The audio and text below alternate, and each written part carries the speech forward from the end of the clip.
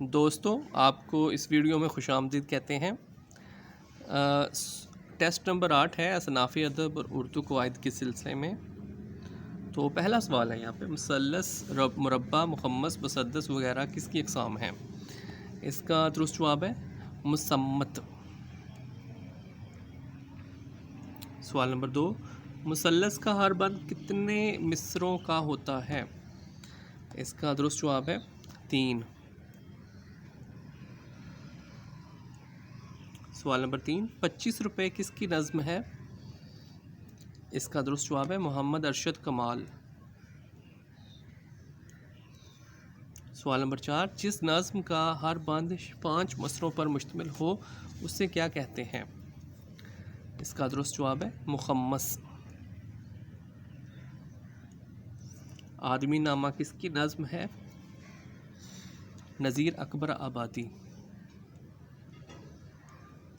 بیشتر اردو مرثیے کس ہیئت میں لکھے گئے ہیں؟ اس کا درست جواب ہے مسدس۔ مسدس حالی کی ہیئت کیا ہے؟ مسدس۔ علامہ اقبال کی شہرہ آفاق نظم شکوہ اور جواب شکوہ کس ہیئت میں ہے؟ اس کا درست جواب ہے مسدس۔ سوال نمبر 9، کی محمد سے وفا تو نے تو ہم تیرے ہیں، یہ جہاں چیز ہے کیا لوح و قلم تیرے ہیں۔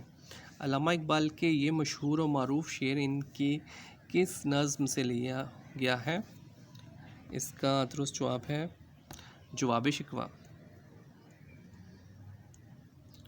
سوال نمبر 10، کون سی ہیئت میں ہر بند کے آخر میں ایک ہی شعر یا مصرع بار بار لایا جائے جسے ٹیپ کا شعر یا مصرع کہتے ہیں؟ تو یہاں پہ جو درست جواب ہے وہ ہے مخمس ترجیع بند۔ سوال نمبر 10 کا جواب ہے ترجیع بند۔ سوال نمبر 11، نذیر اکبر آبادی اکثر نظمیں کون سی ہیئت میں ہیں؟ اس کا درست جواب ہے مخمس ترجیع بند۔ سوال نمبر 12، کون سی ہیئت ایک مکمل مصرعے پر مزید نصف مصرعے یا ایک ٹکڑے کا اضافہ کیا جاتا ہے؟ اس کا درست جواب ہے مستحضات۔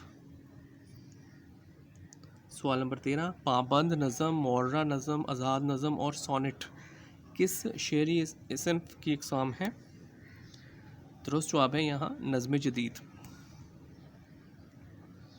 سوال نمبر 14، نظم کے آغاز و ترویج میں کس ادارے کے مشاعروں کا کافی دخل ہے؟ درست جواب ہے انجمن پنجاب۔ سوال نمبر 15، اس ویڈیو کا آخری سوال،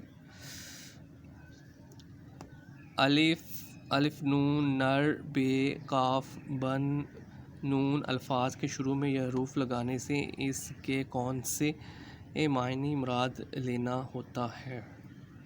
درست جواب ہے اس کا منفی۔ دوستو اس ویڈیو میں اتنا ہی۔ مزید ویڈیوز دیکھنے اور سننے کے لیے اس چینل کو سبسکرائب کریں۔ Thank you.